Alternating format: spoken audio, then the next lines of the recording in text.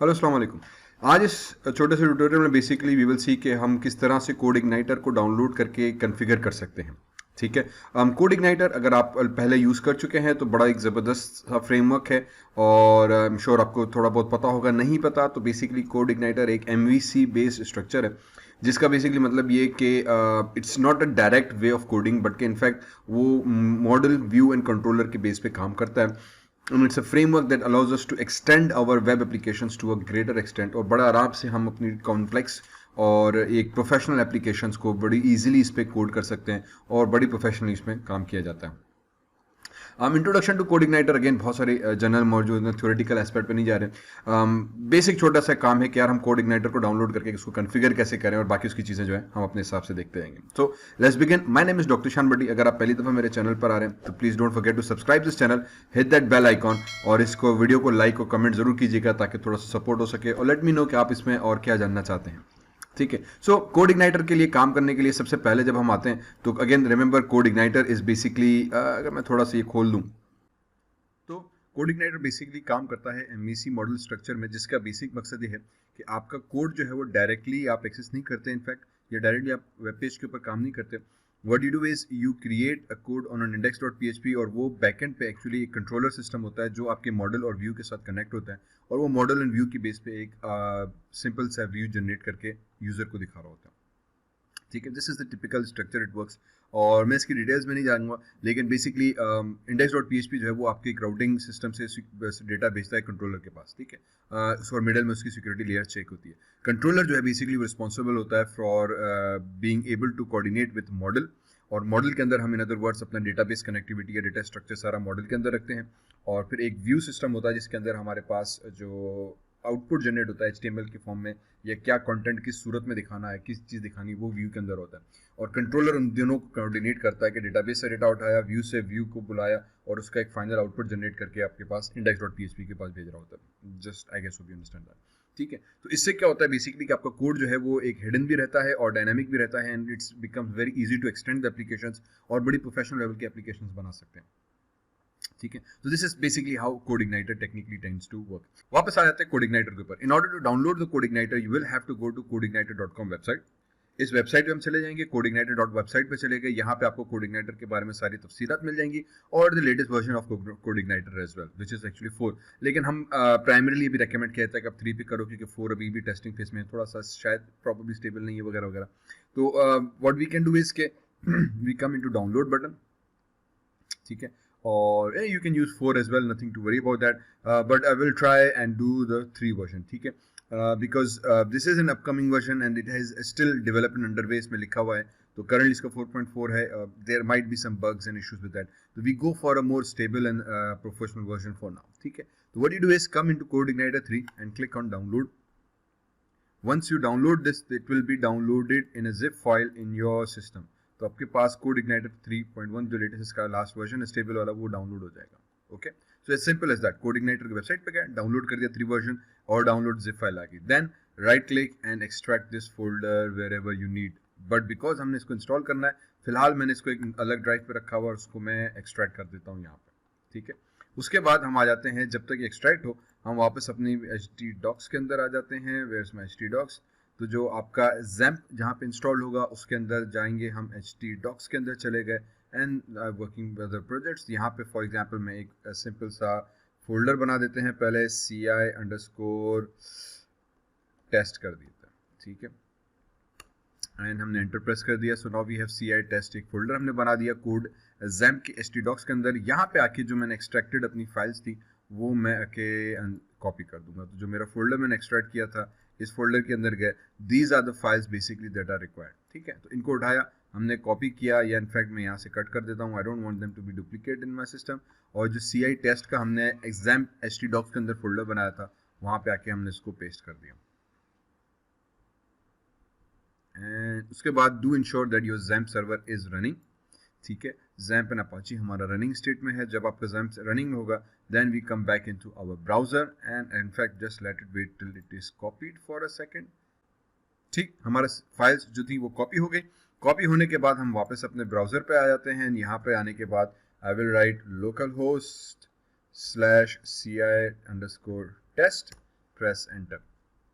Okay, as soon as we press enter we will be brought to our welcome to CodeIgniter page. अगर यहाँ तक आ गया इसका मतलब CodeIgniter आपका काम चल गया, बहुत आसान सिंपल सी चीज हो गई, ठीक है। अब इसका मतलब है कि CodeIgniter आपका इंस्टॉल हो गया, आपने डाउनलोड कर दिया और इसको इंस्टॉलेशन इसकी एज सिंपल एज दिस है, बस और कुछ नहीं करना, ठीक है।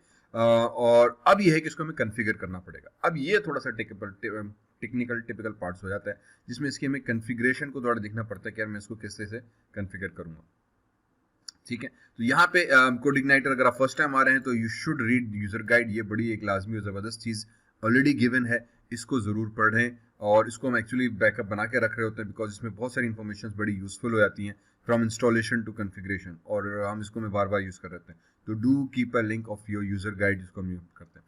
अच्छा, अब आ जाते हैं इसको हम यूज़ कैसे करते हैं। तो जब मैं CodeIgniter के फोल्डर में आ जाऊँ, ठीक है, यहाँ से मैंने कॉपी कर दिया, इस वाले फोल्डर में आ जाते हैं, ठीक है। तो यहाँ पे पहली चीज़ आपको index.php नजर आएगी, this is what basically you get. But again हमने कहा कि डायरेक्टली index.php में PHP का कोड नहीं होता, कोड जो इसका जो व्यू जनरेट होता है वो अलग जगह से जनरेट होकर हमारे पास आ रहा होता है। So don't worry about this file eight the moment. यहाँ पे यूजर गाइड आएगी जिसमें हमें यूजर गाइड नजर आ रही थी। उसके बाद सिस्टम एंड एप्लीकेशन, ये दो मेन फोल्डर्स हैं। सिस्टम के अंदर CodeIgniter की कोर सिस्टम फाइल्स पड़ी हैं, 99% आपको इसको टेम्पर करने की जरूरत नहीं पड़ेगी, तो इस फोल्डर की हमें टेंशन लेने की जरूरत नहीं पड़ती। हम जाते हैं एप्लीकेशन के अंदर। हाँ, सिस्टम की तब जरूरत पड़ती है जब आपको पूरा CodeIgniter अपडेट करना है, अपग्रेड करना है, तो एक्चुअली हम फिर पूरा कोड डाउनलोड करते हैं, उसमें सिस्टम फाइल सिर्फ यहाँ से कॉपी कर लेते हैं, आपको CodeIgniter फ्रेमवर्क ऑटोमेटिकली अपडेट हो जाता है। So for now as I said, इसमें सिस्टम की कोर फाइल्स हैं, we do not tamper with these files at the moment, we go inside something called application. Application के अंदर अगर आप जाएंगे तो अब यहाँ पे बहुत सारे फोल्डर्स पड़े हैं और जिनका हम कंटिन्यूसली इस्तेमाल करते रहेंगे। इसमें सबसे, जैसे मैंने कहा, एक व्यूज का फोल्डर है जिसके अंदर हम सारे अपने जो आउटपुट जनरेट होंगे, इन अदर वर्ड्स जो HTML के आउटपुट्स हमें यूजर को दिखाने ब्राउजर के ऊपर, वो हम व्यूज के अंदर रखते हैं। कंट्रोलर्स के अंदर हमारे मेन कंट्रोलर्स आते हैं that would control our model and our helper files, और वो व्यू जनरेट करके डेटाबेस से डेटा उठा के यूजर को दिखाएंगे, ठीक है। इसी तरह से कॉन्फ़िग के अंदर हमारी सारी कॉन्फ़िगरेशन से रिलेटेड फाइल्स पड़ी हैं जिनको हम कॉन्फ़िगर करेंगे। फॉर एग्जांपल PHP इसको अभी CodeIgniter को, तो वो हम कुछ फाइलें यहाँ से उठाएंगे। हेल्पर्स के अंदर कुछ हमारे पास हेल्पर फाइल्स मौजूद हैं, या हम अपनी हेल्पर फाइल्स रखते हैं जिसके तहत हम डेटाबेस से रीड करना, प्रोसेस करना, एजेक्स की फाइल्स रखना वगैरह वगैरह। So we will be using basically these files as we go along. इस फोल्डर स्ट्रक्चर के ऊपर हम मखसूसन काम ज़्यादा कर रहे होते हैं, ठीक है। तो इस स्ट्रक्चर को ज़रा ख्याल रखिएगा, इसके ऊपर हमें नज़र रखिएगा, हम इसी के ऊपर अभी काम करेंगे। ओके, उसके बाद मैं क्या करता हूँ कि हम खोल देते हैं, आपका अला भला करें, PHP Storm, ये ओपन हो गया। इसके अंदर PyStorm के अंदर मैं आ जाऊँगा, create new project from existing कर देंगे।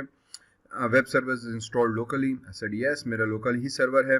और अब उसका फोल्डर का नाम उठाना है क्रिएट प्रोजेक्ट। तो आई कैन से कि भाई एक minute, I think previous web server is install locally, source file local under is current root, yes, ठीक है। और यहाँ पे आने के बाद मैं CI टेस्ट जो हमारा फोल्डर था उसको उठा दिया। तो यहाँ पे जब आ जाएंगे तो यहाँ पे यूज एग्जिस्टिंग सर्वर, मैं एग्जिस्टिंग नहीं करना चाह रहा, I just want to add a new local server. और मैं नेक्स्ट पे आ जाएंगे, ठीक है। नेक्स्ट पे आने के बाद इसको मैं नाम दे दूंगा फॉर एग्जांपल CI_, हो गया, ठीक है। उसके बाद यहाँ पे आते हैं वेब सर्वर URL के ऊपर। ये URL होगा वही जो आपने यहाँ पे हमारा दिया हुआ लोकल होस्ट CI, ठीक है। तो इसको सेलेक्ट किया, वापस पाए में आ गए, और आई थिंक इसको हमको पेस्ट कर देते हैं। तो लोकल होस्ट -CI टेस्ट जो हमने बनाया था वो चीज़ हो गई। उसके बाद नेक्स्ट अगेन, अब ये कॉन्फ़िगरेशन एक्चुअली उसकी है PyCharm की।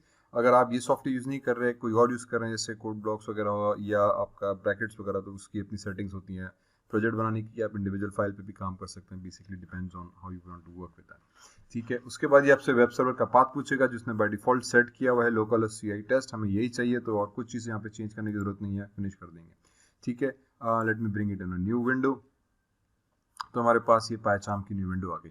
अब अगेन PyCharm का एडवांटेज ये कि वो पूरा आपका प्रोजेक्ट का फोल्डर यहाँ पे ले आ जाता है, यहाँ पे काम करना बड़ा आसान हो जाता है।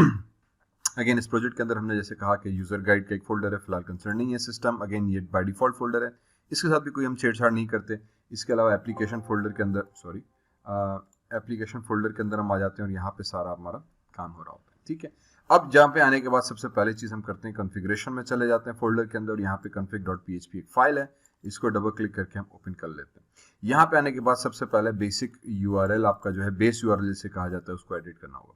What this will basically mean that it will edit your base URL file, ठीक है। And it will modify that, ताकि आपकी वेबसाइट की जो यूआरएल है वो सेट हो जाए। तो ये वही लोकल होस्ट सीआई टेस्ट हम उठाएंगे और इस बेस यूआरएल को आके मैं यहाँ पे अपडेट कर दूंगा, control we. So now this becomes my base URL. तो अब ये आपके सिस्टम के अंदर बाय डिफॉल्ट एक फंक्शन मौजूद होगा बेस यूआरएल के नाम से, जहाँ पे कॉल होगा तो आपका ये यूआरएल ऑटोमेटिकली आ जाएगा। इसका एडवांटेज ये कि कल को यही सेम वेबसाइट आप जब सर्वर पे पोस्ट करोगे तो आपको सिर्फ इस कॉन्फ़िग के अंदर आके अपना बेस यूआरएल चेंज करना है, बाकी आपका पूरा कोड ऑटोमेटिकली चल जाएगा। तो जहाँ जहाँ आपको यूआरएल की जरूरत पड़ेगी या आपको पाथ देने की जरूरत पड़ेगी, तो वहाँ पे सिंपली आप बेस यूआरएल का फंक्शन कॉल करोगे और everywhere through out the code automatically ये सिंगल लाइन का कोड एग्जीक्यूट हो रहा होगा। यही हमारे पास फ्रेमवर्क का सबसे मेजर एडवांटेज आता है। And then when we deploy it on the server, तो सिर्फ इसका एक पाथ लाइन चेंज करूंगा, पूरी वेबसाइट के जहाँ जहाँ मुझे यूआरएल यूज हो रहा है वहाँ पर ऑटोमेटिकली सिस्टम अपडेट हो जाएगा। ठीक है, so this is the first thing that we basically need to change in my config.php under config folder.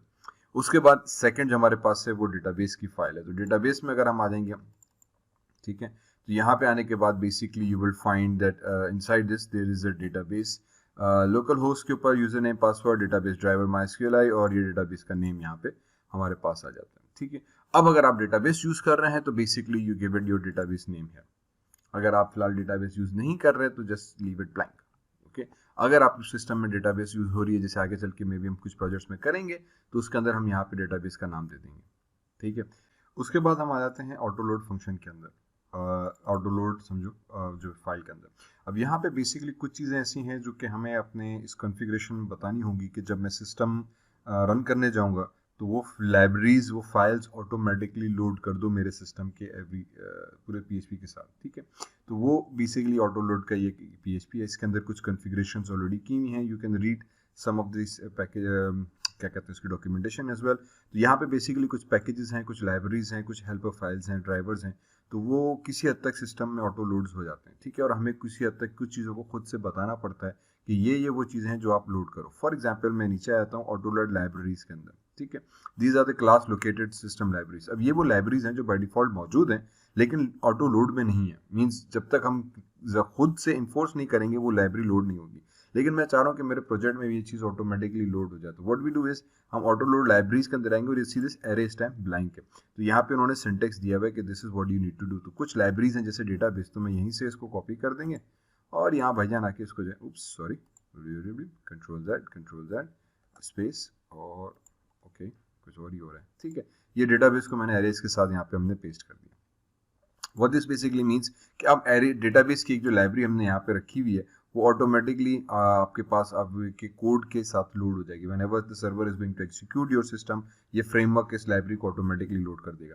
इसी तरह से सेशन की एक लाइब्रेरी हम उसको भी लोड करवा देते हैं, because we would be working with session managements in our future projects. तो ये इनिशियल कॉन्फ़िगरेशन में हम डाल देते हैं डिपेंडिंग ऑन आगे आप क्या करने जा रहे हैं। तो ऑटो लोड के अंदर एक ये चीज़ हमने कर दी। फिर यहाँ पे अगर आप नीचे आ जाओ तो एक तो ड्राइवर्स भी मौजूद हैं हमारे पास, फिलहाल इसको हम नहीं छेड़ते। हेल्पर क्लास एक मौजूद है, इसको हम यूज करते हैं। ठीक है, अब ऑटो लोड हेल्पर मींस ये एडिशनल कुछ हेल्पर पैकेजेस और फंक्शंस हैं that are also sometimes going to be used.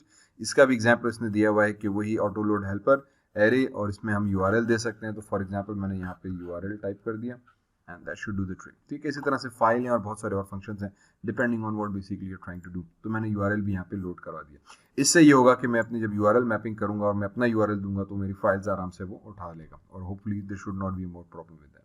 ठीक है, तो ये कॉन्फ़िगरेशन का दूसरा स्टेप है। हमने पहले कॉन्फ़िग को किया, फिर डेटाबेस को किया, तीसरा ऑटो लोड में आके हमने 2-3 फाइलें दे दी और आगे हम कुछ और फाइलें भी देते जाएंगे जैसे हम उस पर काम करते जाएंगे, अपनी लाइब्रेरीज बनाएंगे। अगर मैं अपनी फंक्शंस बना रहा हूँ then again I would be required कि मैं यहाँ पे पहले उनको लोड कराऊँ। मैं अपना यूआरएल दे रहा हूँ तो उसके लिए भी बेसिकली हमें यहाँ पे आके हेल्पर के अंदर उसको लोड कराना पड़ता है ताकि सिस्टम उन्हीं फाइल्स पे काम करे, उनसे ज़्यादा एक्स्ट्रा फाइल्स के ऊपर काम ना करे। Now what we do is we come back into our application. ठीक है, और एप्लीकेशन से बल्कि मेन रूट फोल्डर जो हमारा था CI टेस्ट, उसके अंदर आ जाएंगे। यहाँ पे एक फाइल हमें और क्रिएट करनी होगी जिसको हम कहते हैं htaccess। तो राइट क्लिक किया, और बल्कि राइट क्लिक नहीं, इसको इस तरह से करते हैं कि विंडो आर और नोटपैड ओपन कर देते हैं। ठीक है, if I bring my notepad, where is it? ठीक है, यू गो। ओके, और यहाँ पे एक फाइल मैंने ऑलरेडी कोड जिसका नेट से रखा हुआ है, दिस थिंग। ठीक, this is an htaccess code which allows us to rewrite our files, our path in other words। ठीक है, ये एक अननोन एम्बिगुअस सा एक कोड है जिसका थोड़ा सा मुझे खुद समझ में नहीं आता, तो उसके बारे में मत पूछिएगा। बस ये है कि ये एक स्पेसिफिक कोड है रीड दिस कोड, और ये नेट से आपको हमें मिल जाता है इसकी जो गेटिंग स्टार्टेड की गाइडलाइंस है, अगर आप उसमें ट्यूटोरियल्स में चले जाओ तो यहाँ से भी, वरना हजरत इंटरनेट से भी आपको मिल जाएगा। ये एक बेसिक कोड है जो हम htexes की फाइल में रखते हैं, जो रूट पे जाता है जहाँ पे आपका प्रोजेक्ट मौजूद है। This will allow system to change the file name of our index PHP, and हम अपने कोड को रिडायरेक्ट करने के लिए कुछ इस्तेमाल होता है। ठीक है, अगर ये हम नहीं देंगे तो somehow there is a problem और आपकी अपनी फाइल नहीं उठाएगा।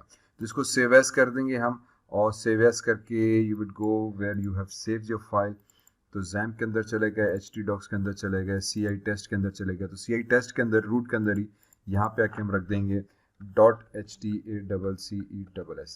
This is the extension that we will save it as.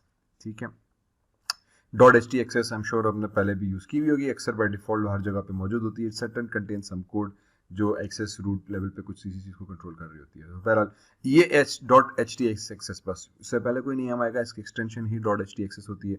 ये एक सर्वर रिक्वायर्ड फाइल होती है जिसको देना पड़ता है, और उसमें ये एक स्पेसिफिक मखसूस कोड है जो हम देते हैं ताकि हमारा सिस्टम प्रॉपरली चल सके। ठीक है, वंस यू डू दैट, उसके बाद फिर हम आ जाते हैं आपकी एप्लीकेशंस के अंदर। Now basically what we do, we start working with our own controllers and views and start creating our own system. Step ये है कि after configuring htexs we will come back into our controllers. ठीक है, again views के अंदर हम views generate करते हैं, लेकिन व्यूज से पहले हम आ जाएंगे कंट्रोलर्स के अंदर। If I go inside controllers folder, there is index.html। अगर इसको आप डबल क्लिक ओपन करेंगे तो see this directory is forbidden. Basically हमने index.html का हमेशा सुना हुआ है कि यार इट्स इंपॉर्टेंट, लेकिन यहाँ पे इन्होंने ब्लॉक किया हुआ है। इसमें एक welcome.php, if I double click on this welcome.php, this is the basic controller। अब होता ये कि बेसिकली इस कंट्रोलर के अंदर जो welcome.php है, ये वो welcome.php है जो एक्चुअली यूजर को आउटपुट जनरेट करके दे रही है। ठीक है, ये welcome.php आपके मॉडल मींस डेटाबेस से डेटा उठाएगी, व्यूज के फोल्डर में जाएगी, वहां से व्यू उठाएगी और यूजर को डेटा मिलाकर प्रेजेंट करेगी। तो एक्चुअल जो सारा कंट्रोल है वो ये welcome.php कर रही है।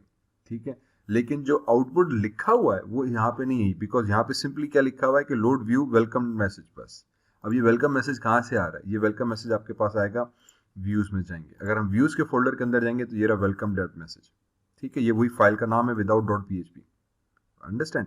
तो अब हो ये रहा है कि actually controller is responsible for loading the view. ठीक है, तो कंट्रोलर ही आपकी मेन चीज को कंट्रोल कर रहा है, वो व्यू को वहां से लोड करके लेकर आ रहा है।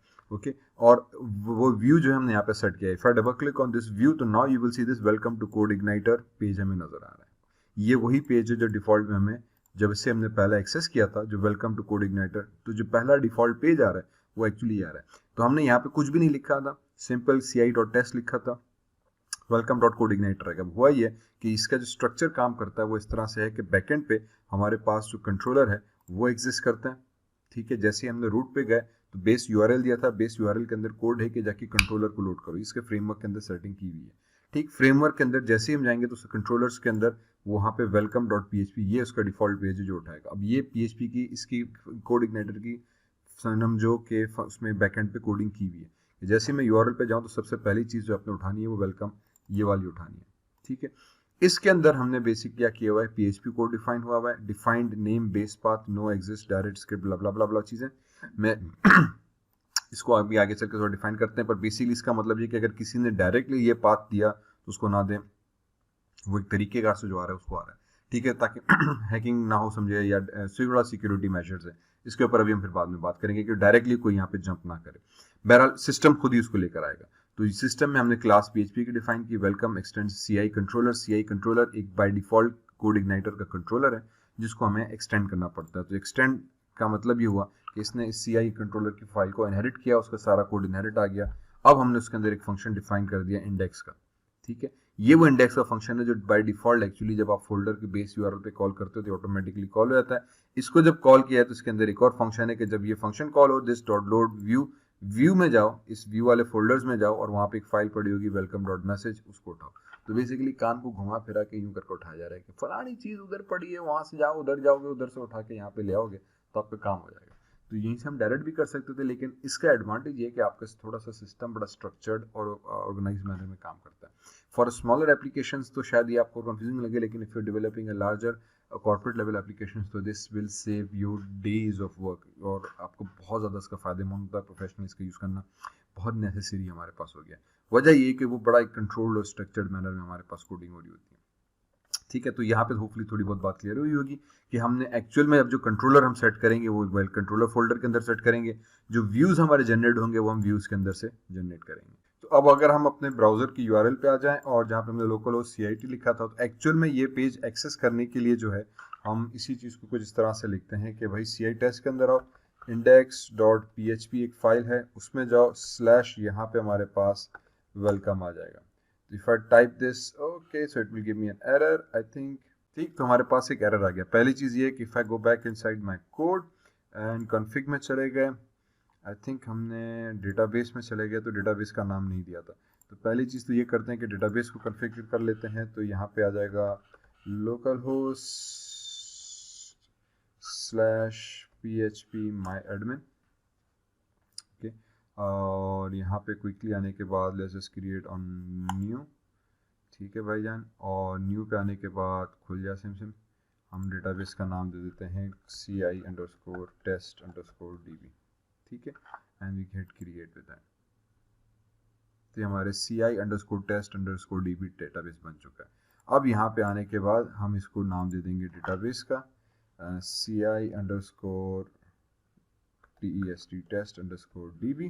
ठीक है, ताकि डेटाबेस आ गया और बाय डिफॉल्ट इसका जो नेम होता है वो होगा root. So this should do the trick.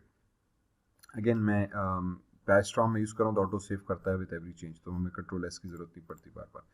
चलें, यहाँ पे आने के बाद let's hit it one more time, press enter और ये पेज खुल गया। ठीक है, तो अब बेसिकली अगर मैं इस तरह से भी कर रहा हूँ तो इसका मतलब मेरा काम सही हो रहा है। मैंने अब की बार index.php/welcome लिखा है। index.php का मतलब ये कि हमने इसको राउटिंग की हुई है, जैसे हमने पहले कहा था कि वो डायरेक्टली एक्सेस नहीं हो रहा, इंडेक्स में जा रहा है, फिर index.php से जा रहा है। टिपिकली हमें ये चीज़ नहीं चाहिए होती और हमें इसको ख़त्म करना होता है, लेकिन हमारे पास ये पेज वापस उसी सूरत में आ गया। इसका भी बेसिक मतलब यही हुआ कि हम यहाँ पर आ रहे हैं कॉन्फ़िगर में, कंट्रोलर्स के थ्रू हम इसको ऊपर कर, लेकिन वो कंट्रोलर डायरेक्टली नहीं कर रहा, वो इनडायरेक्टली पहले इंडेक्स पे जा रहा है और इंडेक्स पे जो है एक्चुअली लोकल होस्ट को उठा रहा होता है। ठीक है, तो अब अगर आपको index.php बाईपास करना है तो उसकी फिर ये होता है कि वापस हम कॉन्फ़िगर में आ जाते हैं और यहाँ पे जहाँ पे हमने सबसे पहले आई थिंक अपना बेस यूआरएल दिया था, ठीक है, ताकि वो उसको पता चले कि ये मेरी वेबसाइट का यूआरएल है। इसी के नीचे एक index.php दी हुई है। दिस बेसिकली मीन्स कि typically this will be your index file. ठीक है, अगर आप अनलेस फाइल नहीं करना चाह रहे तो इसको आप हटा दो। ठीक है, अब जब मैंने इसको हटा दिया और मैं वापस ब्राउजर पे आ जाते हैं, and now what I will do is के फ्रॉम यहाँ पे भी मैं इंडेक्स डॉट हटा दूंगा और मैंने डायरेक्ट वेलकम लिखा है, it says object not found, फिर एक और एरर। अच्छा चलें, ठीक, this URL was not found on your server. अगर ऐसा एरर आ रहा है या फिलहाल ऐसा आ रहा है तो मुझे जो है लग रहा है ऑप्शन कि अगर मैं CI टेस्ट के अंदर जाऊँ, चेक योर htaccess, ये थोड़ा सा पंगा करता रहता है। ठीक है, अब यहाँ पे अच्छा हाँ okay by mistake now note कि मैंने htaccess नोटपैड में सेव की थी, बाय मिस्टेक क्या हुआ कि htaccess टेक्स्ट डॉक्यूमेंट हो गया। This should not be a text document. तो what I will do is कि I will double click on it, open किया, फाइल सेव एज में चले गए, इसको htaccess ही रखा लेकिन इसको कोटेशंस में डाल देंगे हम। ठीक है, इन्वर्टेड कोटेशंस में ये होगा कि अब ये हमारे पास एक क्या कहते हैं htaccess में रहेगा और नोटपैड अपनी .txt फाइल इसको कन्वर्ट नहीं करेगा। ये नोटपैड की एक छोटी सी ट्रिक है। तो इसको इन्वर्टेड कोटेशंस के अंदर .htaccess करके ही रखा and click on save, and now if I close this file तो ये हमारे पास अब htaccess की फाइल बन गई। लेट्स सी कि if I have open code and now we get the code back finally. ठीक है, तो अब हमारे पास वापस वही कोड वेलकम पेज आ गया, लेकिन अब की बार index.php हमें वो PHP लिखने की जरूरत नहीं पड़ी। ये थोड़ी बहुत सेटिंग्स हैं जो कोड इग्नाइटर में समझना लाजमी है। वापस आ जाते हैं अपने कोड के अंदर कि हमने हरकत क्या की। हमने वापस कॉन्फ़िगर में गए, जहाँ पे हमने एक CI बेस दिया था वहाँ पे हमने जो index.php फाइल थी उसको हटा दिया, ताकि आगे की फाइल्स को मैं अपने नाम के हिसाब से दे सकूँ, मुझे बार बार index.php लिखने की ज़रूरत ना पड़े। ठीक है, ये कॉन्फ़िगरेशन एक मैटर है। इसके अलावा फिर हमने इसमें आपको बताया कि भाई आपको एक htaccess में एक स्पेसिफिक कोड है, ये एक मखसूस स्पेसिफिक कोड है जो आपको देना है हर हाल में। ठीक है, ये इसकी कॉन्फ़िगरेशन में दिया हुआ है, ये कुछ अपनी सर्वर्स की रोबोटिक्स की ज़बान है जिनको वो खुद ही बेहतर समझते हैं, तो ये हमने इसको दे दिया। इससे आपका क्या होगा कि आपकी htaccess का जो if I close this now, इसकी मुझे ज़रूरत नहीं है, नो डोंट सेव इट, मैंने ऑलरेडी कॉपी करके रखा था, तो मेरे पास वापस यहाँ पर आ गया। अब हम बढ़ते हैं कि अब ये तो बाय डिफॉल्ट पेज है। Now how do we generate our own custom page for my PHP। So now what we do in order to create my own custom page. ठीक है, तो हम क्या करेंगे कि क्योंकि यहाँ पे अभी भी हमारे पास CI टेस्ट में वही लोकल फोल्डर ओपन हो रहा है। ठीक है, तो अगर आप वेलकम नहीं भी लिख रहे तब भी वो आ रहा है, वेलकम लिख देंगे तब भी बेसिकली ये पेज ओपन हो रहा होता है। अब ये है कि अब हम चाह रहे हैं कि एक्चुअली मेरे पास ये वाला पेज नहीं, मेरा अपना बनाया पेज है। तो उसके लिए हम सबसे पहले जाएंगे कंट्रोलर के अंदर, यहाँ पे राइट क्लिक किया, न्यू में गए और PHP की फाइल बना दी, बल्कि PHP क्लास बना देते हैं, ठीक है, क्योंकि मुझे अब एक कंट्रोलर बनाना होगा जो कि अब मेरी अपनी बनाई हुई फाइल को लोड करे, इन अदर वर्ड्स। तो मैं PHP क्लास बना देते हैं, ठीक है, और इस क्लास का नाम मैं दे देता हूँ फॉर एग्जांपल होम का, और ये इसी पे रखा जाएगा, क्लास होगी नेम स्पेस होम। अच्छा, दूसरा एक शेयर दिए, क्योंकि PHP की क्लास बना रहे तो हमेशा रिमेंबर के let it be a capital letter, ताकि ज़रा पहचानने में आसानी होती है कि this is a PHP class name. Okay, तो जब PHP क्लास बनाएंगे तो ऑटोमेटिकली PHP क्लास होम लिखा हुआ गया। इसको हम करा देते हैं एक्सटेंड्स CI _controller, ठीक है। अब CI_ means code igniter controller, ये वो कंट्रोलर की बेसिकली एक क्लास फाइल जो ऑलरेडी बनाई हुई है, भी हमने इसको इंपोर्ट कर दिया, एक्सटेंड कर दिया। तो इसका मतलब ये कि जो भी इसके फंक्शन होंगे बाय डिफॉल्ट यहाँ पर आ जाएंगे। उसके बाद यहाँ पे मैं अपना एक फंक्शन बना दूंगा, फंक्शन फॉर एग्जाम्पल इंडेक्स और ब्रैकेट स्टार्ट प्रॉपर क्लोज, ठीक है। इंडेक्स बेसिकली वो डिफॉल्ट फंक्शन है जो कि इंडेक्स फाइल के लिए कॉल होगा। Whenever we load a folder, तो उसके अंदर जो इंडेक्स फाइल होगी .php, उस इंडेक्स PHP की जगह पे ये फंक्शन कॉल होता है कंट्रोलर के अंदर, ठीक है। अब इस इंडेक्स फंक्शन के अंदर हम आके लिख देंगे फॉर एग्जांपल इको। मैं सबसे पहले लिख देता हूँ echo hello CodeIgniter, spelling हमेशा मिस्टेक आती है इसकी, कोड IGINETR इग्नाइटर, और इसको हम दे देते हैं सेमीकोलन, ठीक है। तो अभी हमने क्या किया, अपना कंट्रोलर के अंदर अपनी एक क्लास बनाई होम के नाम से या किसी भी नाम से आप बना सकते हैं, उसको एक्सटेंड करा देंगे CI कंट्रोलर के नाम से, ठीक है। कंट्रोलर हमारा बिल्ट इन एक कंट्रोलर फाइल है जो कि हमें यूज करनी है हमारे इस कोड के अंदर।